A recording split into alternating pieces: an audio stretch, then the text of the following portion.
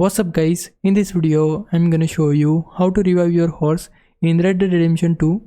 Now this is honestly one of the scariest moments in the game. Your horse goes down, you have spent a ton of money on it, you have ridden everywhere together, built up that bond, and suddenly it's close to dying. First things first, you need a horse reviver.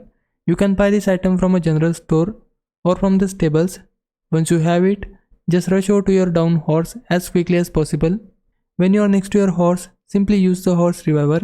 On PlayStation, hold triangle. On Xbox, hold Y. That's it. Your horse will get back up and you are good to go. Now yes, the game technically gives you the option to kill your horse instead, but I don't know why anyone would choose that unless you are feeling absolutely heartless. Some people call it mercy, but yeah, still feels pretty brutal. And that's really all there is to it. That's how you revive your horse in Red Dead Redemption 2. Hope this helps. If it did, please like this video and subscribe my channel. For now, thanks for watching. Bye bye.